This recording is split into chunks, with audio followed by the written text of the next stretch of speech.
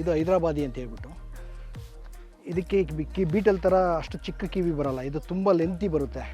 ಇದು 20 ಇಂಚ್ ಉದ್ದ ಇದೆ, 8.5 ಇಂಚ್ ಅಗಲ ಇದೆ ಕಿವಿ. ಇದು ಹೈದರಾಬಾದಿ ಅಂತ ಹೇಳ್ಬಿಟ್ಟು ಶೋ ಬ್ರೀಡ್. ಇದು ನಮ್ಮ ಶೆಡ್ಗೆ ಬಂದು ಒಂದು 2 ವರ್ಷ ಆಗಿದೆ.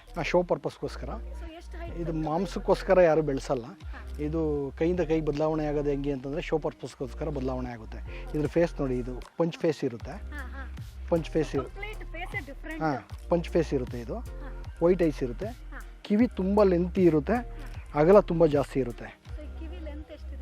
20 ಇಂಚ್ ಉದ್ದ ಇದೆ, ಅಗಲ ಬಂದು 8.5 ಇಂಚ್ ಉದ್ದ ಅಗಲ ಇದೆ. ಅಗಲ ಬಂದು ನಿಮಗೊಂದು 5 ರಿಂದ 5.5 ಇಂಚ್ ಬರುತ್ತೆ ಅಷ್ಟೇ. ಇದನ್ನು ಇನ್ನೊಂದು ಹೆಸರಲ್ಲಿ ಜಮ್ನಾಪಾರಿ ಅಂತ ಕರೀತಾರೆ. ಆ್ಯಕ್ಚುಲಿ ಜಮ್ನಾಪಾರಿ ಅನ್ನೋದು ತಪ್ಪು. ಹೈದರಾಬಾದಿ ಜಮ್ನಾಪಾರಿ ಅಂತಂದರೆ ಪ್ಯೂರ್ ವೈಟ್ ಬರುತ್ತೆ, ಕಿವಿ ಲೆಂತ್ ಇಷ್ಟು ಬರಲ್ಲ.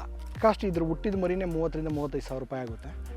ಬಟ್ ಇದು ಸೇಲ್ ಮಾಡೋದು ತುಂಬ ಕಷ್ಟ ಇರುತ್ತೆ. ರೈತರು ಸಾಕಿದ್ರೆ ಸೇಲ್ ಮಾಡೋದು ತುಂಬ ಕಷ್ಟ ಇರುತ್ತೆ. ಬೀಟಲ್ ಥರ ಆರಾಮಾಗಿ ಸೇಲ್ ಮಾಡಲಿಕ್ಕೆ ಆಗಲ್ಲ. ಇದು ಇದರಲ್ಲಿ ಇಲ್ಲ. ಚಾಕ್ಲೇಟ್ ಕಲರ್ ಅಂತಾರೆ, ಇದನ್ನು ನಾಸಿ ಅಂತಾರೆ. ಅದು ಬಿಟ್ಟರೆ ಹಬ್ಲಾಕ್ ಅಂತ ಬರುತ್ತೆ. ಅದು ಬಿಟ್ಟರೆ ಪ್ಯೂರ್ ಪಿಂಕ್ ಅಂದರೆ ವೈಟ್ ಬರುತ್ತೆ.